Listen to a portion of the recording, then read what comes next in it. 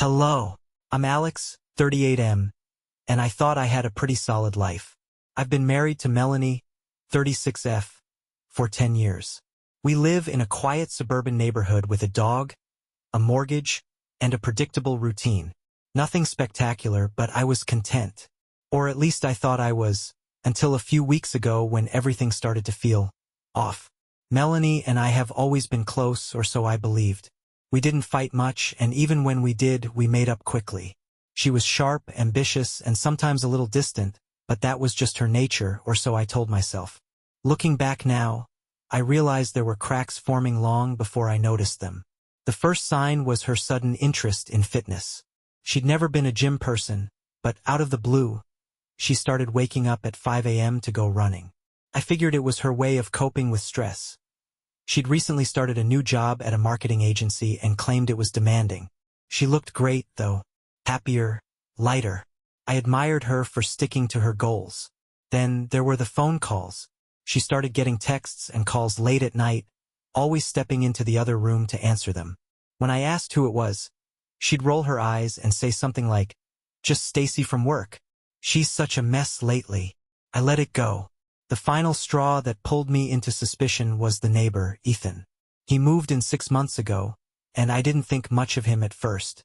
He was polite, maybe a little too friendly, but Melanie seemed unusually interested in him. She'd always wave when he was outside, sometimes chatting with him for way too long. One Saturday morning, I caught her in the kitchen, laughing at a text. "Who's that?" I asked casually. She shoved her phone into her pocket. "No one. Just Stacy again," she replied, avoiding eye contact. I shrugged it off at the time, but something didn't sit right. Why was Stacy suddenly so important? And why did she look so flushed every time Ethan was around? I didn't want to seem paranoid, so I buried my suspicions. But now I wish I'd trusted my gut. That was just the beginning. A week after Melanie's suspicious behavior started nagging at me, I had an encounter with Ethan that left me feeling uneasy. I was in the garage organizing tools when Ethan wandered over. He was carrying a 6-pack of beer and wore that same too friendly smile. "Hey, Alex. Thought I'd bring you a drink," he said, holding out a bottle.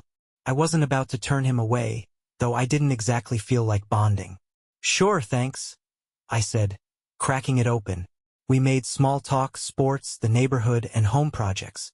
Then he casually brought up a topic that made my ears perk up. "You ever been down to those old storm cellars in this area? This neighborhood has some history," he said, leaning against my workbench. I shook my head. "No, can't say I have. I don't even know if we have one." Ethan laughed. "Oh, you do. They built them under almost every house around here back in the 70s. Most people don't even use them anymore. But they're there. Mine's pretty big, actually." Something about the way he said it sent a chill down my spine. His tone was too casual, too rehearsed. "Maybe I'll check it out sometime," I said, trying to sound uninterested. Ethan stayed longer than I wanted, chatting about random topics, but my mind was stuck on that storm cellar. I'd lived in this house for 6 years and never even thought to look for one. After Ethan left, I went straight to the basement. The space was the same as it had always been, cluttered with a washer, dryer, and boxes we hadn't unpacked since the move. But as I poked around, I noticed a corner of the floor that looked different. The concrete was slightly raised, like a hatch had been hastily sealed over. I got on my hands and knees, running my fingers along the edge until I found what I was looking for. A small handle, nearly flush with the floor. My pulse quickened as I pulled it up. It was dark, damp, and smelled of mildew. The staircase leading down was narrow, and the light from my phone barely penetrated the gloom. I didn't know what I expected. A forgotten storage space, maybe, but what I found was something else entirely. The walls were lined with shelves filled with strange items. Boxes of phones, SIM cards, and stacks of unmarked cash. A small folding table in the center held a laptop, papers, and, most disturbingly, a handgun. I froze, my mind racing. What the hell was this? Who was using my basement? As I scanned the room, something on the laptop screen caught my attention. A text conversation. The messages were short and direct, but one name stood out like a neon sign.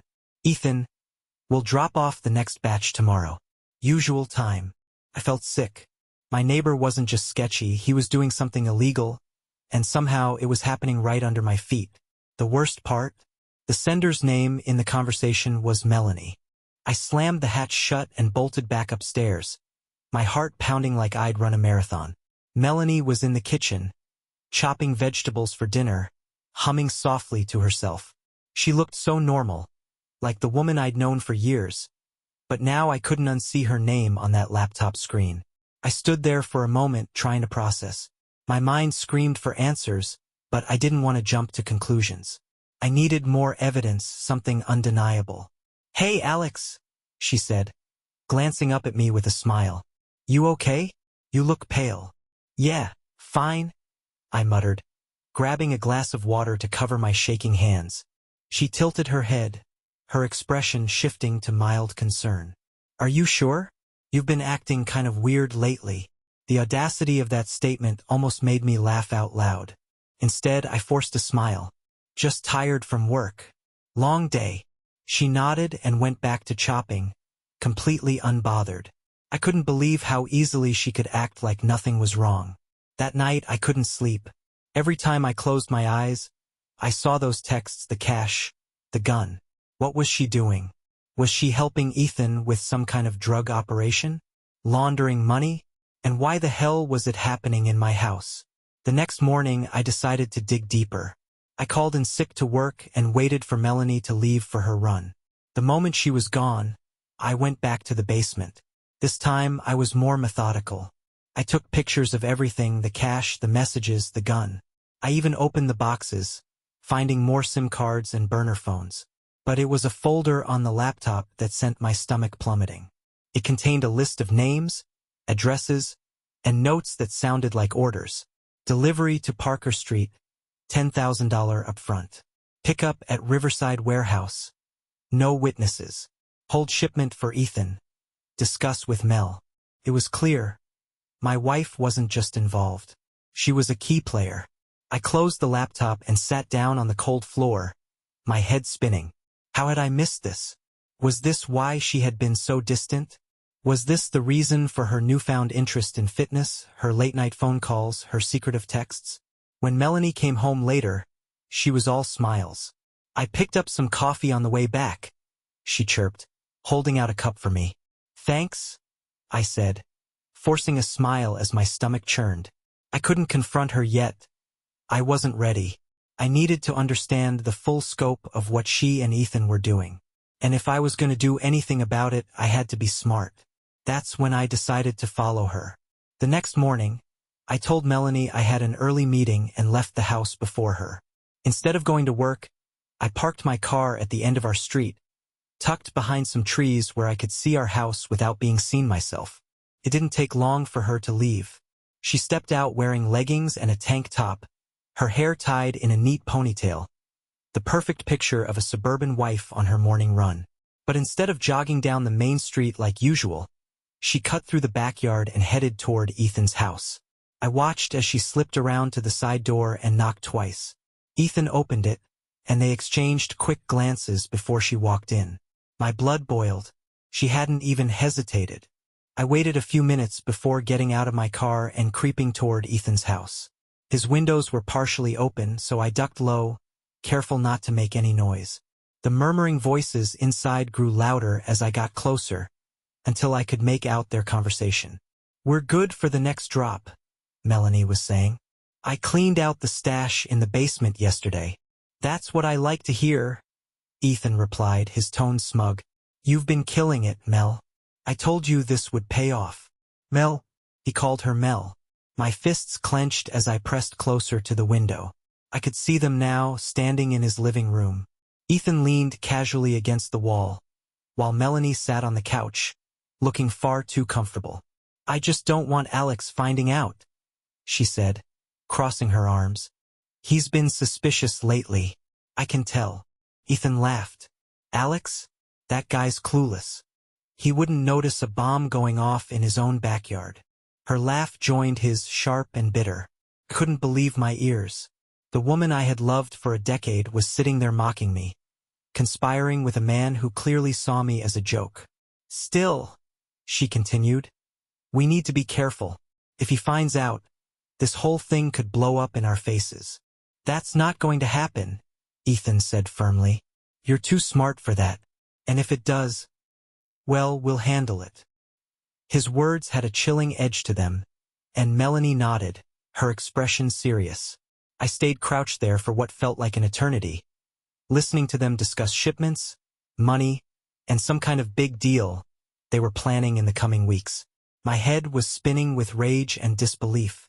When Melanie finally left, I hurried back to my car and waited until she jogged past me.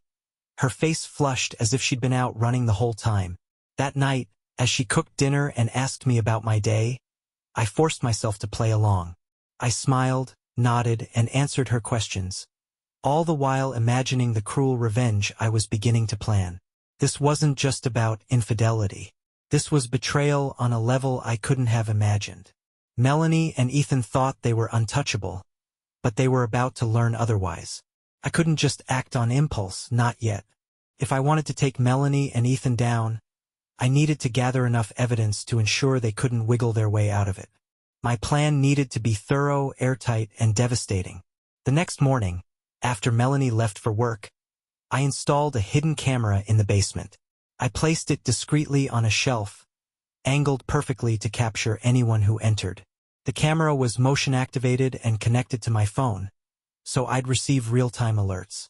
Next, I started digging into Ethan's background. He seemed like your average smooth-talking neighbor, but I had a gut feeling there was more to him. A quick online search revealed almost nothing. No social media, no digital footprint. Suspiciously clean.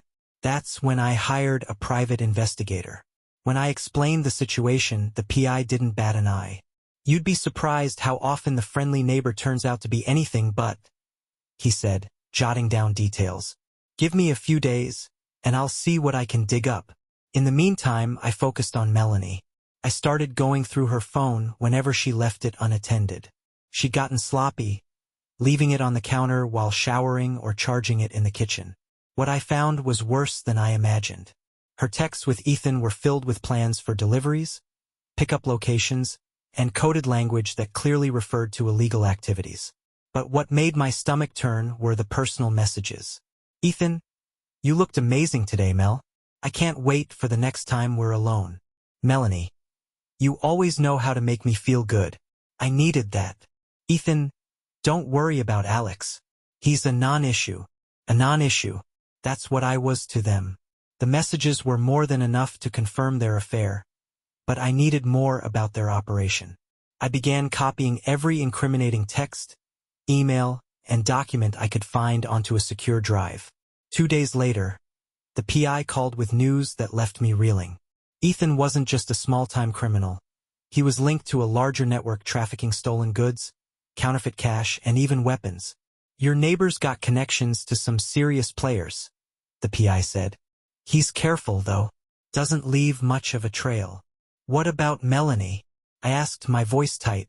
She's definitely involved, he replied. We've got photos of her meeting with his associates. She's not just an accomplice. She's an active participant. My grip on the phone tightened. My wife wasn't just cheating on me. She was risking everything we had for this. That night, I reviewed everything, the camera footage, the texts, the PI's report. Every piece of evidence made it clearer that this wasn't just about a betrayal of love. Melanie had endangered our home, our finances, and possibly even my life. It was time to set my plan into motion.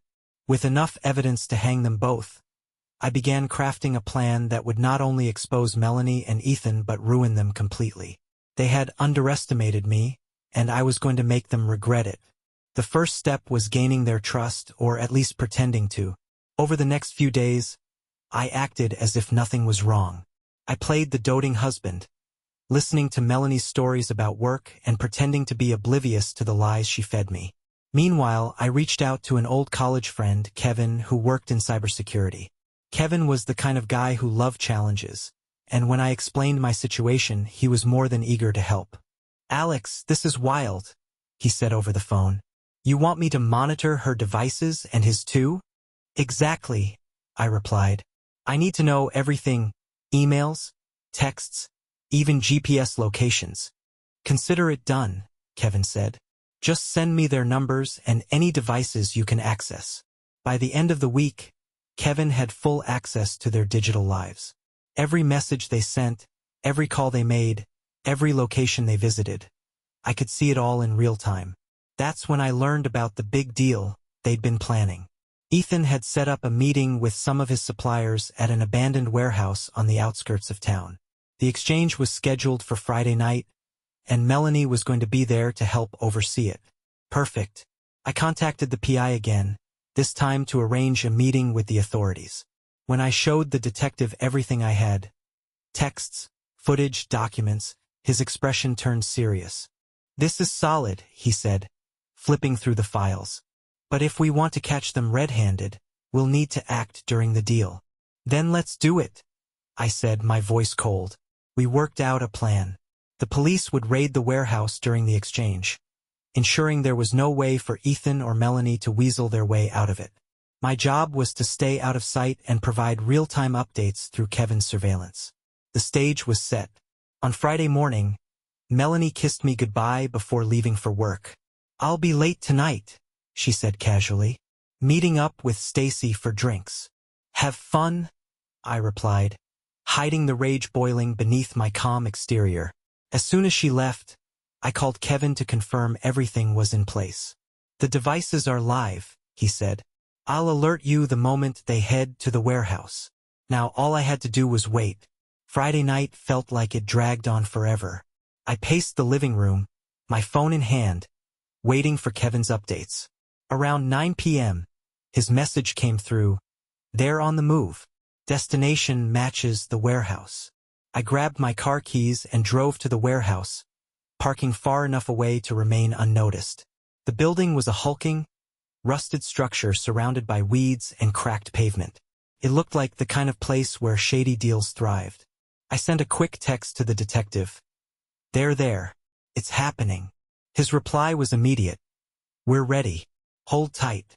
From my hiding spot behind a row of abandoned shipping containers, I watched as cars pulled up one by one. Ethan was the first to arrive, stepping out of his sleek black SUV with that same smug grin I'd grown to hate. Melanie was with him, her hair tied back and a clipboard in hand, looking every bit like his accomplice. Several other men arrived after them, their vehicles loaded with crates. They exchanged quick handshakes, and then the real business began. Ethan opened the back of his SUV, revealing stacks of cash, while the other men unloaded boxes. Melanie moved among them, checking inventory and making notes.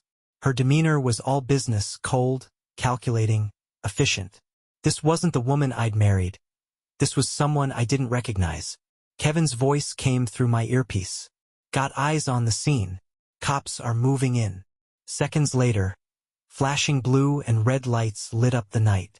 Police cars surrounded the warehouse, officers pouring out with guns drawn. Hands up! Don't move! The chaos was immediate. Ethan and his associates froze, their hands shooting into the air. Melanie, however, panicked. She dropped the clipboard and tried to run, but an officer tackled her to the ground. I watched from the shadows, my heart pounding as the scene unfolded. The police cuffed everyone, including Melanie, and began searching the vehicles. The detective's voice crackled over Kevin's connection. We've got enough evidence here to bury them. Good work. I stayed hidden, waiting until the police had taken everyone away. As they drove off, sirens blaring, I stepped out from my hiding spot and approached the warehouse. Inside, the scene was a mess. Cash scattered on the floor, crates left half open, and the remnants of their operation laid bare. I took a deep breath, letting the moment sink in. Melanie and Ethan had no idea what was coming for them. The silence in the house that night was suffocating. Melanie wouldn't be coming home, and for the first time in a decade, I wasn't sure how to feel about it. I poured myself a glass of whiskey, sat at the kitchen table, and let the adrenaline from the evening wear off. It was surreal. Hours earlier, my wife had been tackled to the ground and arrested, And yet I didn't feel triumphant. Not yet. There was still too much left to do. The next morning, I called the detective to confirm the charges. "They're being booked now," he said. "We've got enough to charge Ethan and his associates with multiple felonies. Trafficking, illegal firearms, money laundering. Your wife's role complicates things. She's a first-time offender, but her involvement was significant." "What's going to happen to her?" I asked, my voice devoid of emotion. He sighed. "That depends on her. If she cooperates, maybe she'll get a reduced sentence. But don't expect her to walk away scot-free." Good, I thought. She didn't deserve to. Later that day, I decided it was time to tell our friends and family. I wasn't going to let Melanie control the narrative or make herself look like the victim. I started with her parents. When I called, her mom answered, cheerful as ever. "Alex, how are you?" "Not great, Nancy," I said bluntly. "I need to tell you something about Melanie." Her tone shifted immediately. "What is it? Is she okay?" "She's been arrested," I said.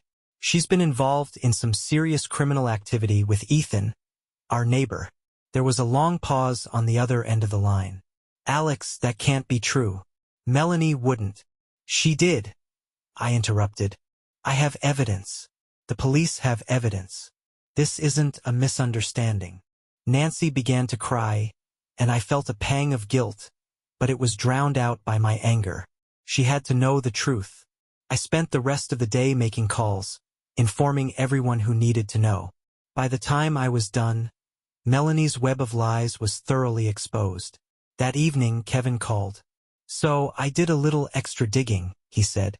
"Turns out, Ethan's operation wasn't just local. He's tied to some pretty big players across the country. Your wife got herself mixed up in something way over her head." "I figured," I said grimly. "You okay, man?" Kevin asked.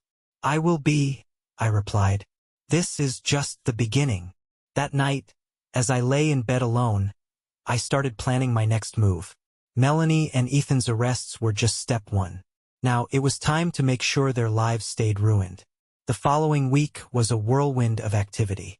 The story of the warehouse raid and arrests had spread quickly through the neighborhood. Whispers followed me wherever I went.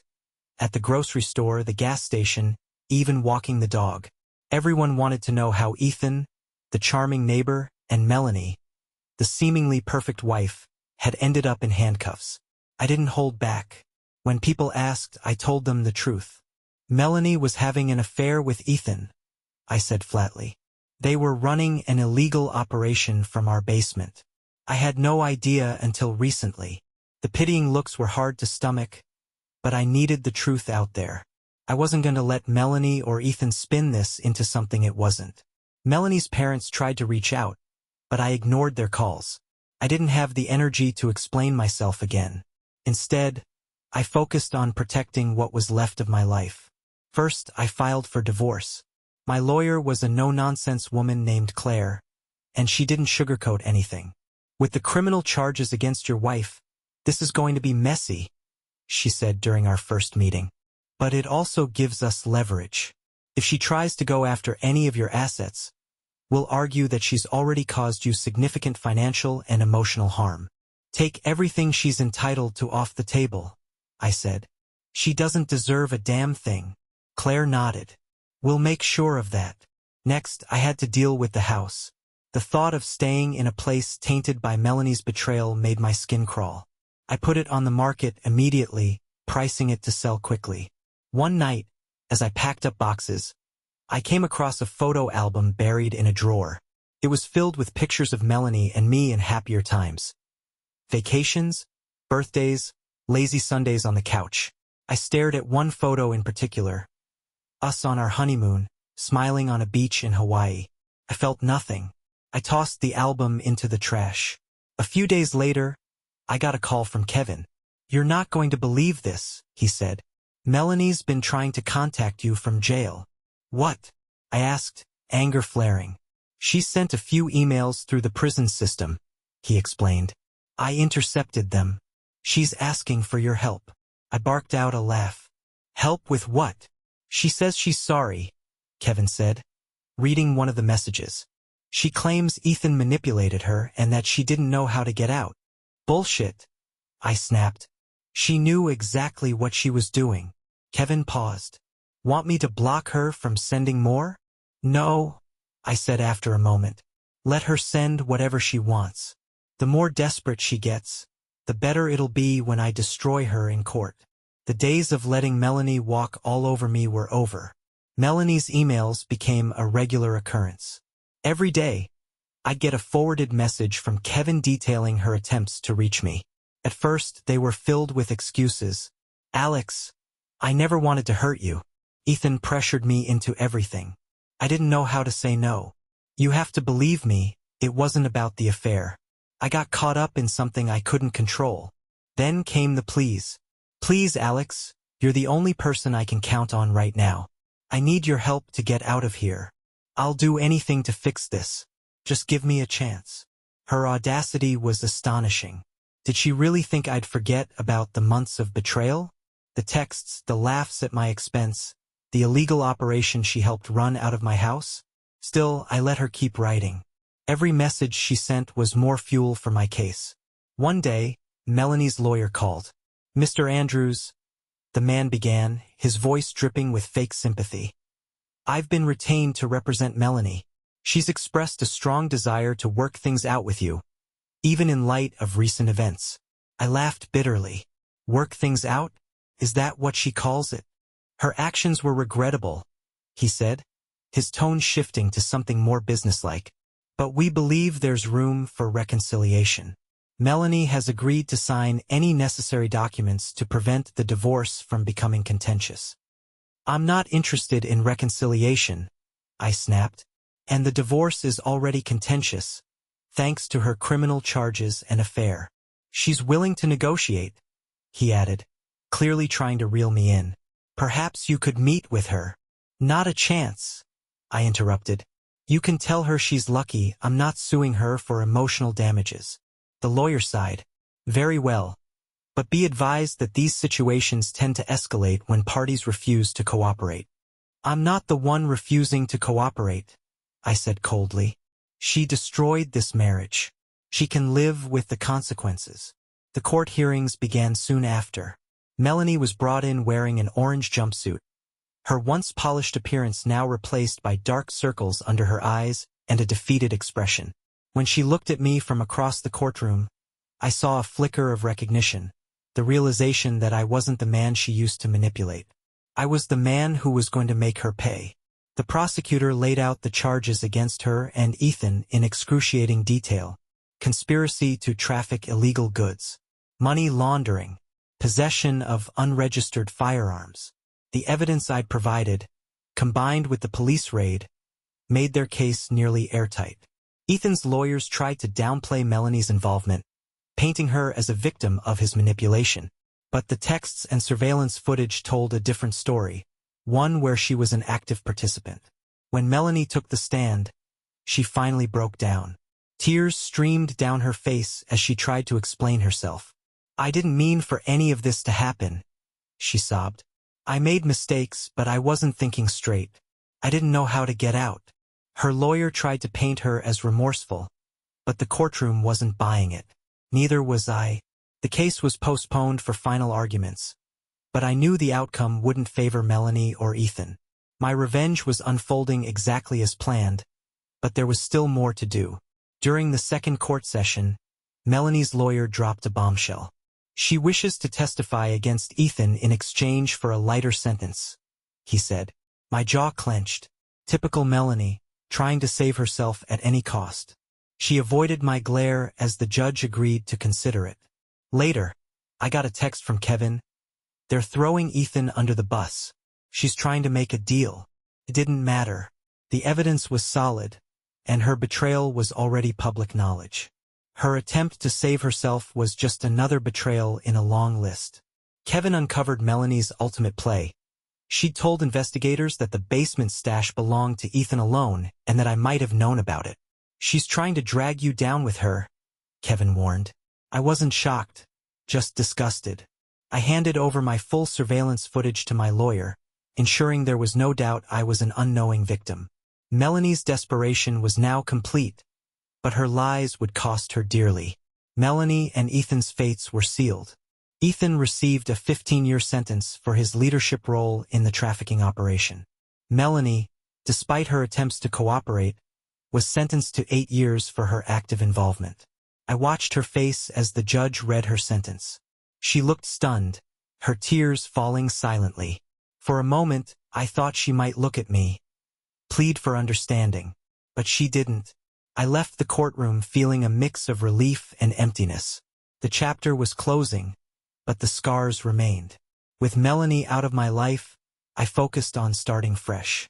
I finalized the sale of the house and moved into a smaller apartment across town. It was quiet and unassuming, exactly what I needed. Kevin helped me file a restraining order against Melanie to ensure no further contact once she was released. Her emails and attempts to manipulate me had finally stopped. I also began therapy. Talking to someone helped me process the betrayal and rage I'd buried for months. Slowly, I started to feel like myself again. Months after the dust settled, I found myself enjoying life again. The weight of Melanie's betrayal no longer consumed me. I reconnected with old friends, threw myself into work, and even started dating cautiously. The best revenge wasn't just exposing her, it was thriving without her. I realized I deserved more than a partner who could lie so easily. If I've learned anything, it's this: trust your instincts. Betrayal cuts deep, but survival and eventually happiness is the ultimate response. Thanks for following my story. I hope it serves as a reminder that even in the darkest moments, there's a way forward. Bye-bye.